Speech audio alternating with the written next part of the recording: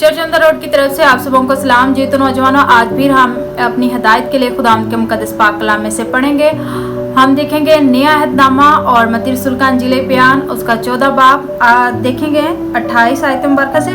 पतरस ने उससे जवाब में कहा, ऐ खुदावंद, अगर तू है तो मुझे हुक्म दे कि पानी पर चलकर तेरे पास आऊं। उसने कहा, आ। पतरस कश्ती से उतरकर यीशु के पास जाने के लिए पानी पर चलने लगा, मगर जब हवा देखी तो डर गया और जब डूबने लगा तो चला कर कहा, ऐ खुदावंद, मुझे बचा।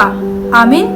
हम देखते हैं बाइबल मुकद्दस में हम सभी इस कहानी से, इस वाक्य से वाकिफ हैं। यहाँ पर हमने देखना है कि आज कहीं हमारा ईमान भी तो ऐसा नहीं है कि देखें कि वो खुदावंद के साथ रहते थे। अक्सर औकात ऐसा होता है कि बहुत ज़्यादा खुदा के साथ चलने वाले जो हमें लग रहा होता है, ये तो खुदा के साथ बहुत चलते हैं, ये तो रेगुलर चर्च जाते हैं, बाइबल स्टडी करते हैं, ये तो इतना खुदा के साथ वफादार हैं। लेकिन सम टाइम ऐसे लोग हमें नज़र आते हैं कि वो अपनी बहुत सी मुश्किल परेशानियों में झुंझलाहट में मौजूद होते हैं। उसकी वजह क्या होती है? ऐसे ही कि वो बेशक पतरस खुदा के साथ साथ रहता था, वो खुदावंद के मोजज़ात को जानता था, वो यीशु मसीह को जानता था कि वो कितने बड़े मोजज़े करता है। लेकिन इसके बावजूद जब खुदावंद ने कहा कि आ तो पानी पर चल, वो चलना तो शुरू हो गया, लेकिन एकदम से फिर डर आ गया। हालांकि खुदावंद उसके साथ था, उसको तो पूरा ईमान खुदा पर होना चाहिए था, लेकिन वो अपने ईमान पर कायम ना रह सका। क्या हुआ कि वो डूबने लगा। उसने क्या कहा, खुदावंद मुझे बचा, मैं डूब रहा हूँ। ऐसा ही है, बाज़ औक़ात हम खुदा पर इतना ईमान रख रहे होते हैं, हम कहते हैं नहीं, मैं तो खुदा के साथ बड़ा वफादार हूँ, मैं तो खुदा के साथ चलता हूँ। लेकिन होता क्या है, बेसिकली हम ईमान में उस तरीके से मजबूत नहीं हो रहे होते। हम ईमान में उस तरीके से, जिस तरह से हमें खुदा के साथ चलना चाहिए, हम वैसे नहीं चल रहे होते।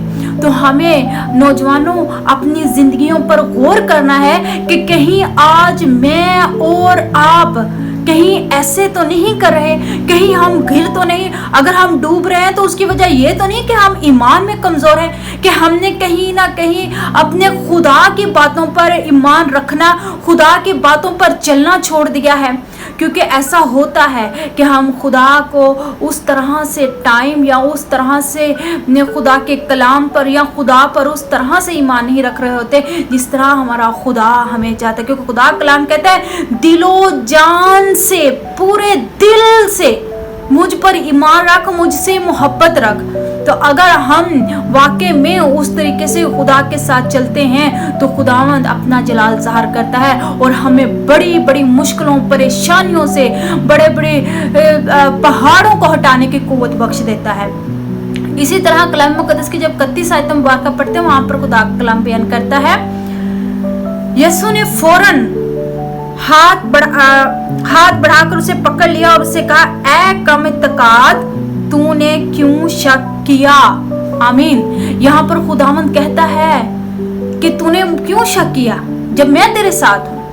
अगर आज मेरा आपका खुदावंद हमारे साथ है, आप ईमान रखते हैं यीशु मसीह पर, आपका ईमान है यहोवा पाक खुदा पर, तो आपका अगर ईमान है तो शक नहीं करें।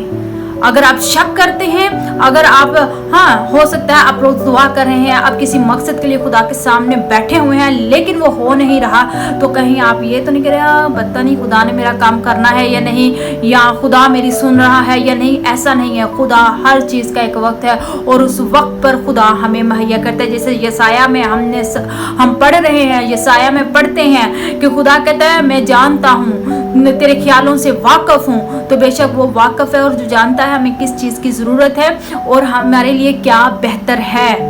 तो अजीज नौजवानों, चर्च ऑन द रोड, हम सबको ये चाहिए कि हम खुदा पर पूरा ईमान रखें, खुदा की मर्जी के ताबिया रहें। कहीं हम भी पतरस की तरह ईमान में डगमगाते हुए डूब ना जाएं।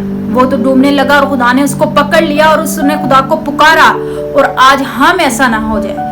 अगर ऐसा है तो अपने लिए अपने ईमान को देखें और बहुत सी जिंदगी ऐसी आस पास की या फिर आपकी गैदरिंग में कोई ऐसी हैं तो नौजवानों उन पर गौर करें। अगर वो ऐसी मुश्किलात में फंसे हुए हैं तो आप उनको उसमें से निकालें ताकि आप उनके लिए और अपने लिए बायसे बरकत ठहर सकें। बेशक आज का कलाम हम सबों के लिए बायसे बरकत ठहरे। God bless you all.